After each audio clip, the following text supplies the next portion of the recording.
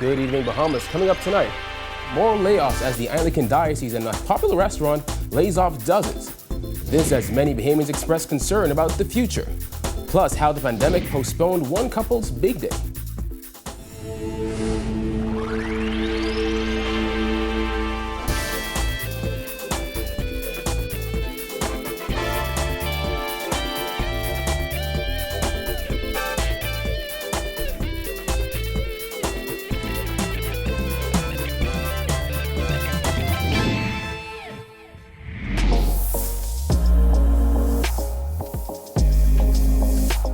Our news is brought to you by Alive.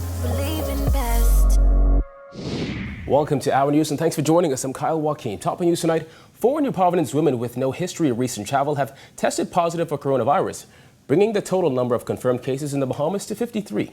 According to the Ministry of Health, the new cases are a 38-year-old woman who is hospitalized, a 48-year-old woman who is in home isolation, a 33-year-old woman who is in hospital, and a 38-year-old woman who is in home isolation.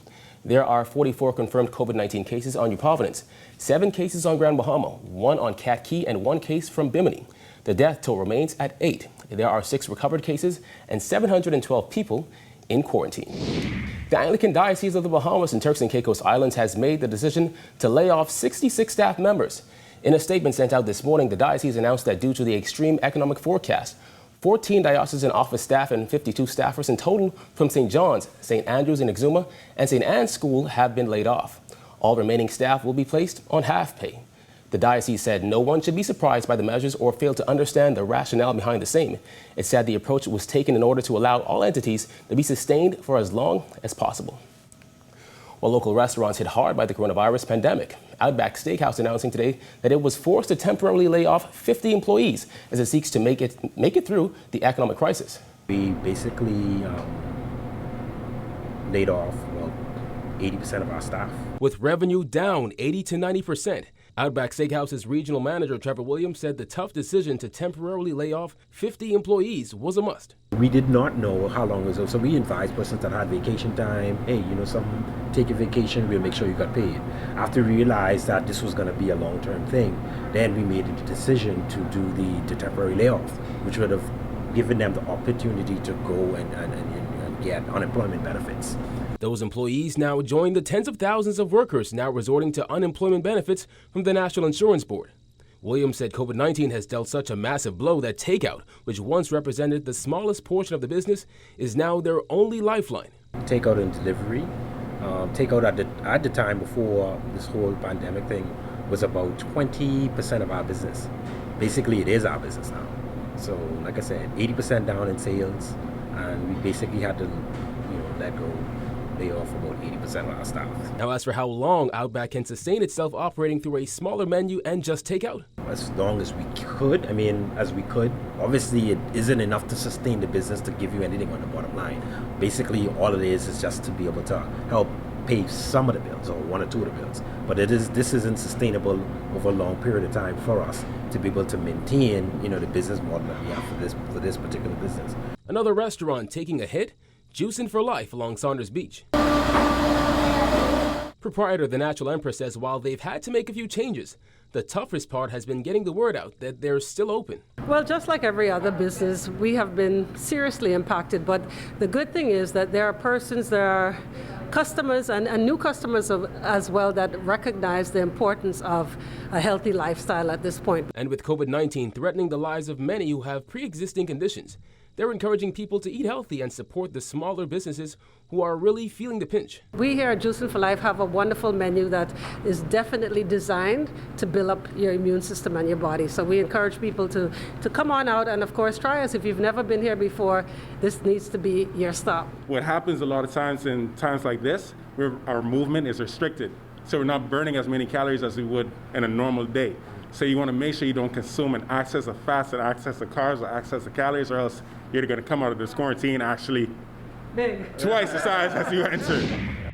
Well, as the International Monetary Fund predicts the toughest economic time since the Great Depression, many impacted Bahamians say the uncertainty is only deepening for them. Jared Higgs has more. 26-year-old Ronaldo Cartwright is a manager at a sporting goods store and the owner of 8 efficiencies that he rents out. I understand understand that it's very rough out there right now. I am one of the very fortunate ones. While Cartwright is grateful that his employers are still paying his salary, he says the pandemic has dealt him a blow. Many of his tenants are unable to make rent, even with concessions. They find it very hard to even pay half-month rent because of the situation that's going on. And so that puts me in a dilemma because I actually still have bills to pay, mortgages to pay on the building. So I have to look out for myself. At the same time, I'm trying to look out for the persons who've been looking out for me and being some good tenants. Worldwide measures to slow down the spread of the coronavirus have led the IMF to predict that this will be the deepest economic downturn since the Great Depression. Here at home, 30,000 applications have been made to NIB, and that number is expected to rise. Anthony McPhee is a barber who owns his own shop. He supports the measures that stop him from working, but is quick to admit that if it weren't for his wife, who is an essential worker, things would be much more difficult. Other than that, hands up. People are going to see it rough. With bills to pay and mouths to feed, McPhee is clinging on and says he will have to try his hand at NIB. You have families who are not seeing anything, the taxi drivers, the bus drivers. So, it's a hard time. And somehow the government needs to make some amendments for those who can't do for themselves. Others, some with jobs and others without, also sounded off on the crisis facing the country. I have some tenants there working, so I can't put them out. Until they get back to work, then I'll be able to, collect some little rent or something from them. Right now, they got to stay put. In times like this, so they probably might be no food, and probably don't need no work, so only the government could do so much. We can't rent nothing right now, so we rent tables, chairs, and stuff like that. How is it affecting you not being able to run your business?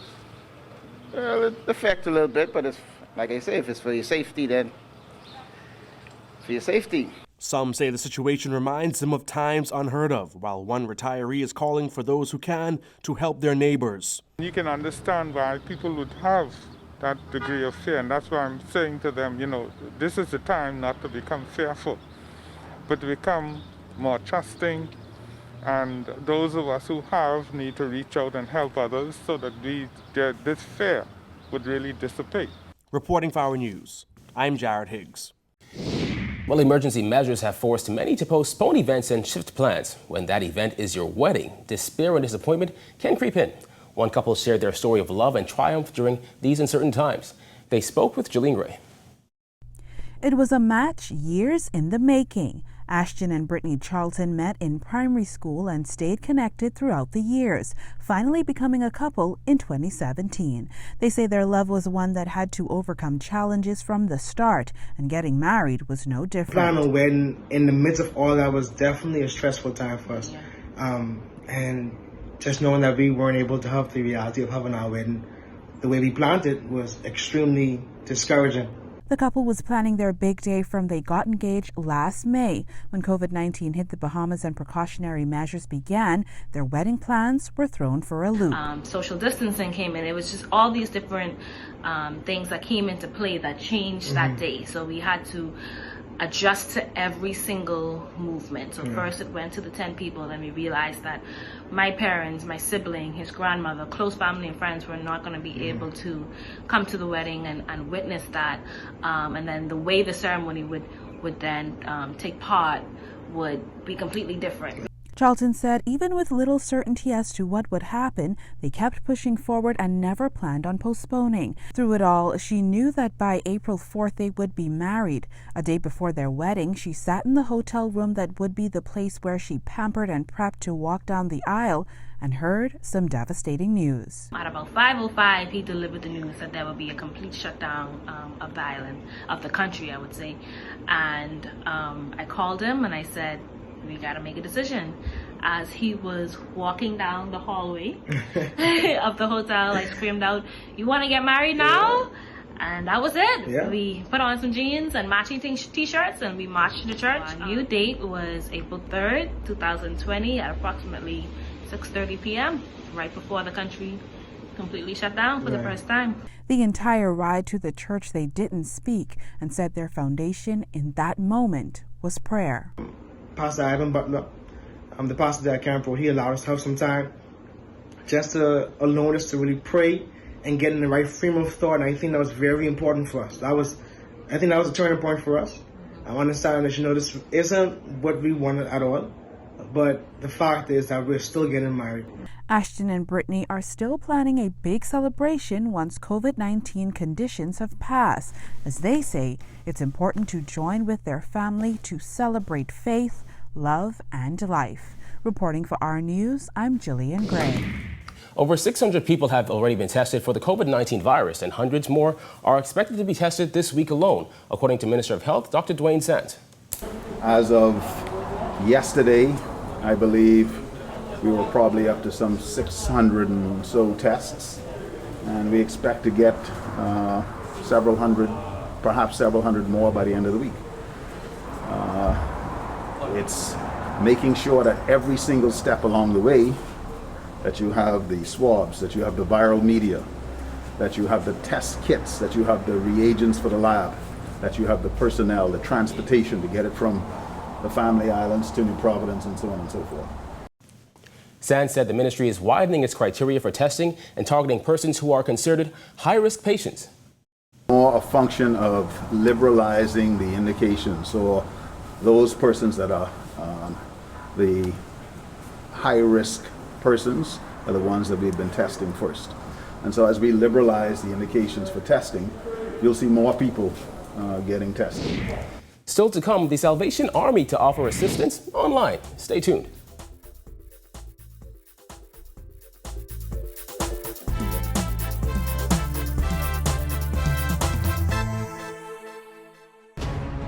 So the project surely pays itself back. Correct. They set up at the conference, more the school.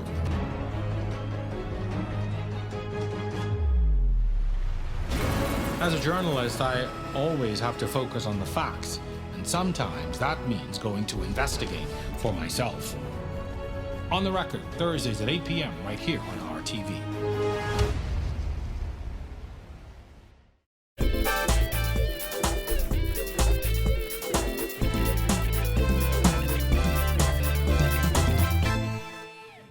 Great Commission Ministries has seen a significant increase in persons needing assistance, according to Bishop Walter Hanchel, who said things are rough right now and resources are running out. Berthany McDermott reports. Dozens of people in need lined up outside Great Commission Ministries Wednesday, waiting for bags of groceries and a hot plate of food. On one of the lines, we met Jenny Strawn, who explained that she is unemployed and is hopeful that things will get better soon. She added that in addition to Great Commission, she has received assistance from other churches across the island. She said she also sought help from social services, but was turned around. I would like the government to help us. They send us to places of social service. They turn us down.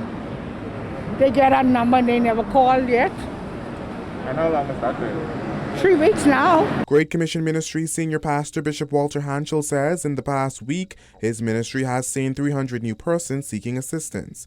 This, he noted, is in addition to the 400 persons his ministry assists on a weekly basis. We've seen an additional 300 persons came looking for food packages, looking for grocery, looking for financial help, and the people are desperate. Stressing that these are hard times for Bahamians, Hanchel opined that he received a number of calls from families in need during last weekend's lockdown. Last weekend during the lockdown, we had at least about 20 families called us on the emergency line. They were locked down in their homes. One house had 11 persons with children, one with 7 persons, one with 9 persons, and these people had no food in their homes during the lockdown. They ran out of food during the lockdown. So thank God we were able to get on the street and get through the police checks and deliver hot meals and grocery. Hanchel says the increased load has stretched resources here at the Great Commission Ministry.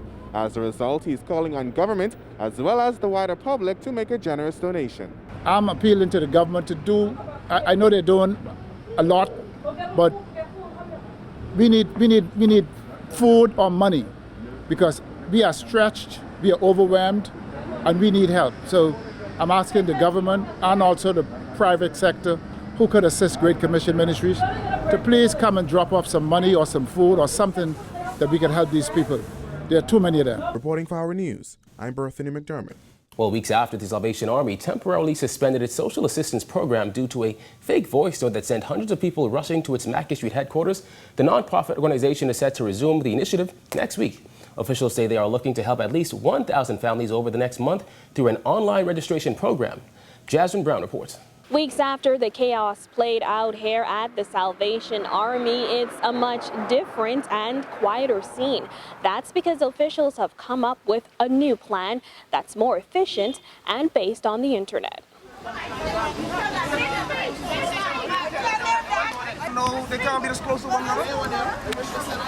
This was the scene outside the Salvation Army in early April. Large crowds of people looking to get whatever assistance they could from the faith-based organization. The disorder and confusion has prompted major changes in the way they do business amid the global COVID-19 pandemic. Now the program is set to resume as more and more people are inching closer to the poverty line. People will be able to go online to our website and register for assistance. Then we will review the applications and call people and tell them when they are to come in and receive their assistance. Salvation Army Divisional Leader Major Clarence Ingram says the goal is to not have a repeat of the chaos that transpired on April 2nd, when a fake voice note falsely claimed the organization was distributing food assistance for unemployed hotel workers. Community Relations and Development Associate Melanie Coakley called the situation overwhelming and insisted they are determined to not let it happen again. Because we do this every day, we decided, okay, we've been, ruling out certain things for the last week or so, and so we're moving to an online system just to mitigate people getting to our office before we arrive. We don't want no one staking out here at 4 o'clock in the morning, trying to get a parcel bag or some type of assistance. We want everyone to be safe. And so with the online system, it helps us to give an appointment time. Because we always speak to persons one-on-one when we're assisting. With the COVID-19 pandemic putting thousands of people out of work, officials at the Salvation Army say there is an increased demand for help. After crunching the numbers, he says they estimate they can help just over 24 people a day. We will just have to select 50 people per day or 50 families per day so that we can manage it and the lines won't be too long. Major Ingram says the online registration process will launch next week on the Salvation Army Bahamas website. Reporting for our news, I'm Jasmine Brown. All right, thanks, Jasmine. Still to come, an insurance company hit hard by the pandemic. Stay tuned.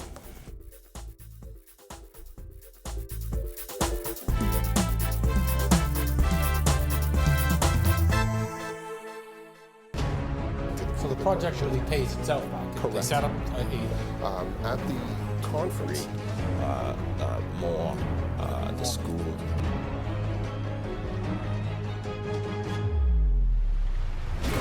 As a journalist, I always have to focus on the facts, and sometimes that means going to investigate for myself. On the Record, Thursdays at 8 p.m. right here on RTV.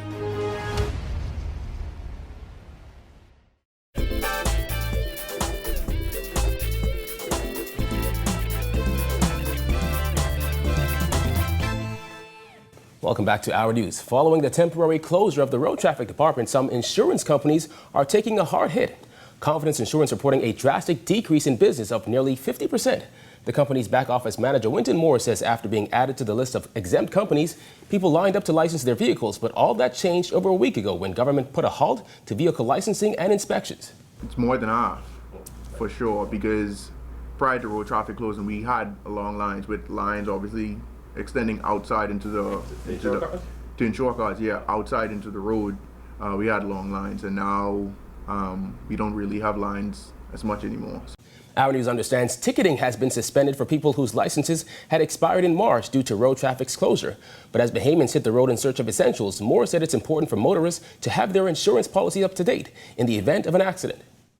We're trying to let our clients know that, hey, via email, WhatsApp, social media, and all this kind of stuff, that hey, we still are open for business, because as far as I'm concerned, I don't see the government paying for claims in the event of accident. So we have to let our clients know that hey, your policy lapses a certain period of time. We're still open for business to serve you.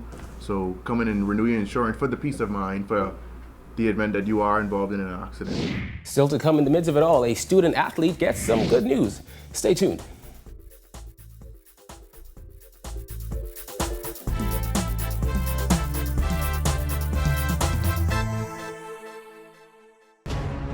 So the project really pays itself back. Correct. They set up At the conference, More the school.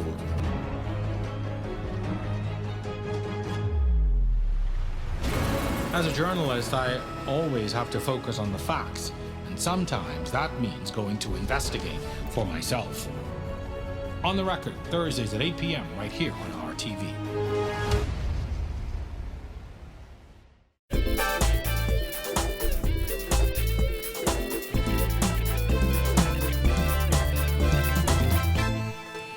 And finally, in news tonight, with college athletics suspended indefinitely, one student athlete studying abroad getting some good news about his future. Marcellus Hall reports. Amidst the distraction and disruption caused by COVID-19, a number of student athletes found their careers, their student lives disrupted. And one of those student athletes was a young man by the name of Ellison Hanna, who attends Indiana State. In the midst of that, he did get some good news, as apparently the NCAA stepping in to give him exactly what he needed. I was probably sitting in this exact seat right now, and I was on my phone, and ESPN had like released the news, and it came to my phone, and I jumped up. I was super excited because for weeks we were actually like, they were in talks about whether or not we deserve it back or not, because it creates a lot of problems. You know, money has to get spread around now. Scholarships are, you know, being taken away, and some people, you know, are going to get the lower end of the stick, but it was all up to the coaches, and they had a meeting. I think they voted, and everyone came up with the idea that it was actually good for us to get the year back. So, and I was super pumped. You know, I get a year to do exactly what I wanted to do this year again, and I feel like now what I'm doing is I'm training and stuff like that still, even during this pandemic. So I have an opportunity to be even more ahead of what I was at a month and a half ago. So I'm excited. Really and truly, really excited. I get to finish my degree. I couldn't be more happier. You know what I'm saying? I just need to stay safe until it's baseball season again. How have you been staying busy? Thankfully, my roommate, his family, actually decided to host me during this time, so I'm pretty grateful for him. So I'm here, and I have access to weights in their house.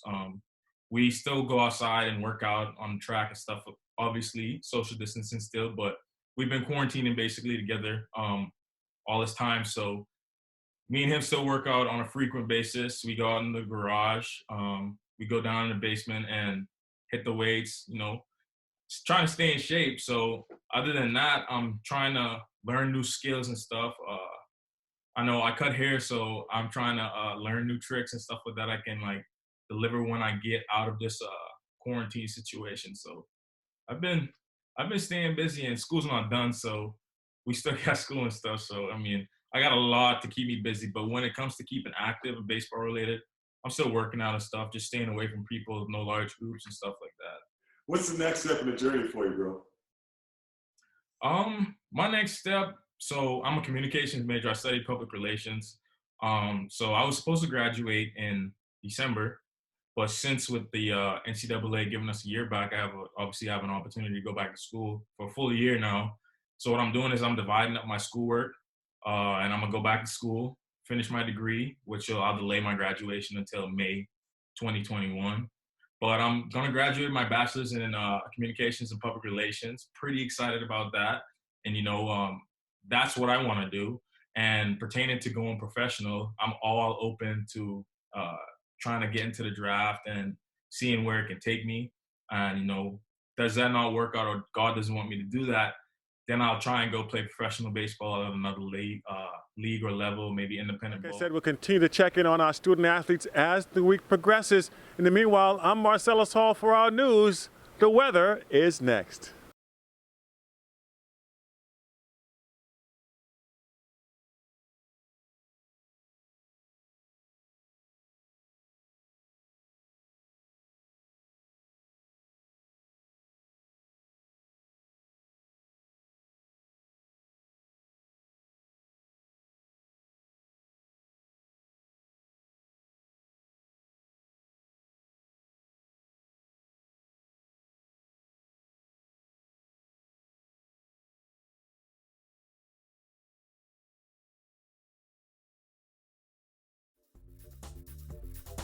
Thank you for joining us for Our News tonight. On behalf of the entire team, I'm Kyle Joaquin. Remember, you can catch Our News on the go with the RevGo Play app. Have a good Wednesday evening, Bahamas.